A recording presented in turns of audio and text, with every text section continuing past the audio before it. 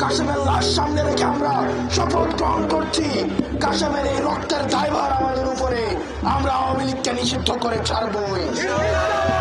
দর্শক, কথায় বলে পিপিলিকার ডানা গজায় মরিবার তরে। বর্তমান আওয়ামী লীগের হচ্ছে সেই দশা। তারা তাড়াহুড়ো করে অন্তর্বর্তী সরকারকে পতন ঘটিয়ে দেশের ক্ষমতায় বসতে চেয়েছিল, কিন্তু তা আর হয়ে উঠল না। মাঝপথেই থমকে গেল শেখ হাসিনার গোপন মিশন। এবং আওয়ামী লীগকে নিষিদ্ধ করতে কী পদক্ষেপ নেওয়া যায় তা নিয়ে সরকারের ভেতরে ভেতরে চলছে গোপন বৈঠক। ছাত্রদের কঠোর তোপের মুখে পড়েছে সরকার। যতদিন পর্যন্ত এই ফ্যাসিস্টদের নিষিদ্ধ না করা হবে ততদিন পর্যন্ত আমরা রাজপথে ভাইয়ের আমার সংগ্রাম চালিয়ে যাব। এবার আওয়ামী লীগকে নিষিদ্ধ না করতে পারলে এই সরকারের কোনো অস্তিত্বই থাকবে না বলে মনে করছেন অনেকে।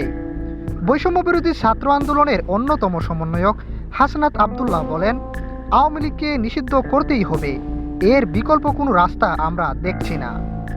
গাজীপুরে আওয়ামী লীগের নেতাকর্মীদের হামলায় 7 ফেব্রুয়ারি রাতে গুরুতর আহত হন শিক্ষার্থী আবুল কাশেম।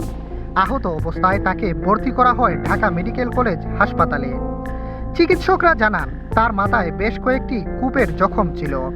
অস্ত্রোপচারেও হয়নি কোনো উন্নতি। পরে বুধবার 12 ফেব্রুয়ারি বিকেলে মারা যান আবুল কাশেম। ঢাকা মেডিকেলে ময়নাতদন্ত শেষে আবুল কাশেমের মরদেহ নেওয়া হয় কেন্দ্রীয় শহীদ মিনারে। বৈষম্য বিরোধী ছাত্র আন্দোলন সহ তার জানাজায় অংশ নেয় বহু মানুষ। জানাজার আগে হত্যার বিচার দাবি করেন ছাত্রনেতারা। জানাজা শেষে আবুল কাশেমের কফিন নিয়ে বিক্ষোভ মিছিল বের করেন ছাত্ররা। মিছিলটি কেন্দ্রীয় শহীদ মিনার থেকে শুরু হয়ে শাহবাগে গিয়ে শেষ হয়। সেখানে ছাত্রনেতারা বলেন, আওয়ামী লীগের নাম মুছে না ফেলা পর্যন্ত বাংলার মাটি কলঙ্কমুক্ত হবে না।